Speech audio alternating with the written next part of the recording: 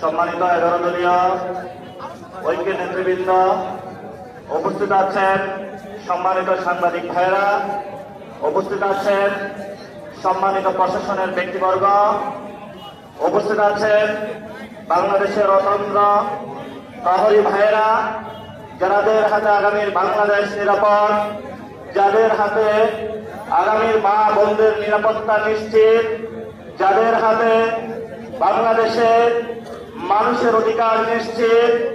প্রিয় বাংলাদেশ, আপনারা জানেন যে নির্বাচনটি হয়েছিল, সেই নির্বাচনের মাধ্যমে গত 17 বছর আমরা অপেক্ষা করেছিলাম বাংলাদেশে গণতন্ত্র প্রতিষ্ঠা হবে, কিন্তু 12ই ফেব্রুয়ারি বাংলাদেশে যেটা প্রতিষ্ঠিত হয়েছে সেটা গণতন্ত্রের বদলে বাংলাদেশে জিয়াতন্ত্র প্রতিষ্ঠা করা হয়েছে।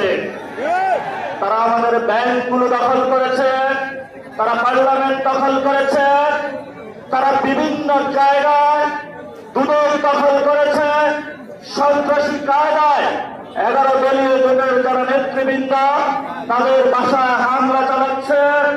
জনগণের যে অধিকার রয়েছে, যেই ভিত্তিতে জনগণ ভোট দিয়েছিল, জনগণের হাতে এখন বালতি ধরিয়ে দিয়েছে, রাস্তায় সিরিয়াল ধরিয়ে দিয়েছে।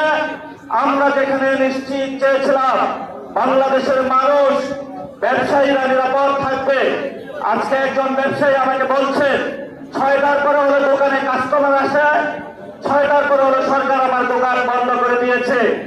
পেট্রোল পাম্পের সামনে গিয়েছি, একজন পাঠা উবার চালক আমাকে বলছেন আমি বাইক চালিয়ে হলো টাকা ইনকাম করে আমার সেই গ্রামের বাচ্চাকে পাঠিয়ে থাকি, সারাদিন সিরিয়াল ধরে থাকি, যখন পেট্রোল পাম্পের সামনে যাই বলা হয় যে তেল নাই, আবার সন্ধ্যায় সিরিয়াল ধরি, আবার বলে তেল নাই। তাহলে আমি সংসারটা চালাবো কিভাবে?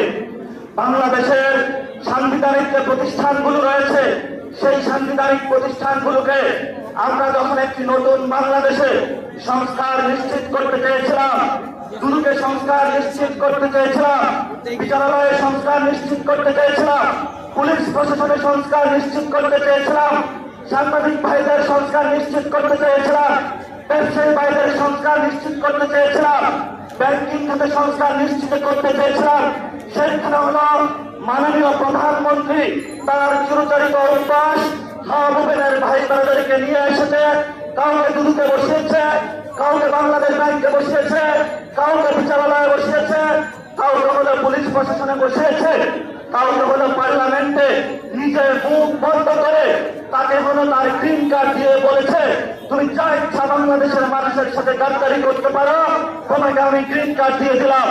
এই যদি হয় জিয়াউর রহমানের সন্তানের ভবিষ্যৎ, এই সন্তানের ভবিষ্যতের সাথে বাংলাদেশের ভবিষ্যৎ যাবে না, যাবে না, যাবে না। বাংলাদেশের ভবিষ্যৎ যাবে উস্তাদ আলীর পথে, বাংলাদেশের শান্তির পথ যাবে আমাদের 71-এর শহীদদের পথে, বাংলাদেশের ভবিষ্যৎ যাবে 24-এর গণঅভ্যুত্থানের শহীদদের পথে। যদি এই পথে বাধা হয়ে দাঁড়ায় আমরা তাদেরকে প্রতিরোধ করতে প্রস্তুত আছে ইনশাআল্লাহ। আমরা সেই দিন শাহবাগে দাঁড়িয়েছিলাম, সরকারকে আলটিমেট দিয়েছিলাম, আমরা কালকে গৌরবনগর যাচ্ছি, এরপরের দিন পাঞ্জাব যাচ্ছি, এরপরের দিন জনভবন যাচ্ছি। সরকার কর্ণপাত করে নাই, আজকে আমরা পল্টন মনে দাঁড়িয়েছি। আপনাদের জানাশোনা থাকার কথা, ইলেকশনের পরে আমাদের 11 দলীয় জোটের প্রথম প্রোগ্রাম বাইতুল মোকাররমে হয়েছিল, আজকে আমরা আরেকটু এগিয়ে সেখানে প্রোগ্রাম করেছি।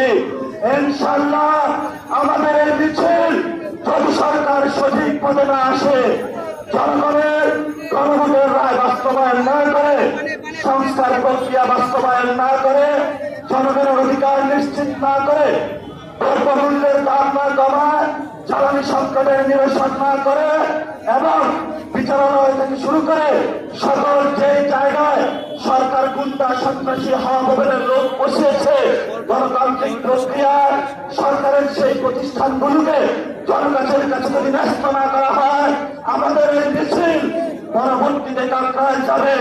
এক এক করে সরকার যে পরিকল্পনা করছে বাংকার বানানোর জন্য, আমরা সেই বাংকারে গিয়ে উপস্থিত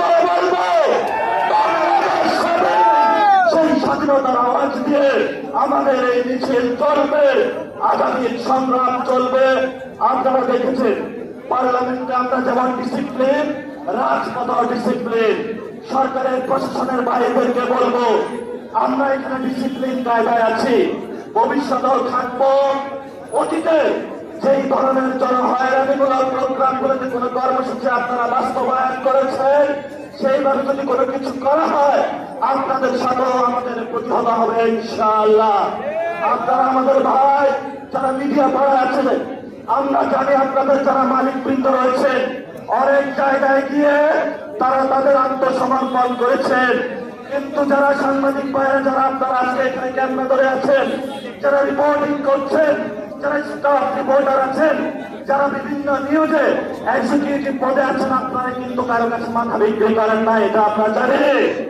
আপনারা শহীদদের পথে আছেন, আপনারা আহতদের পথে আছেন, আপনাদের লড়াই জারি থাকবে।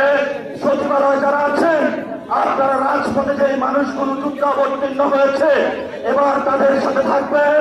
সাথে সাথে যেই ব্যবসায়ীরা গুলশান অফিসে সিরিয়াল দিয়েছেন এখন আমাদের কাছে এসে কান্না করছেন, কান্না কখনই আমরা শুনবো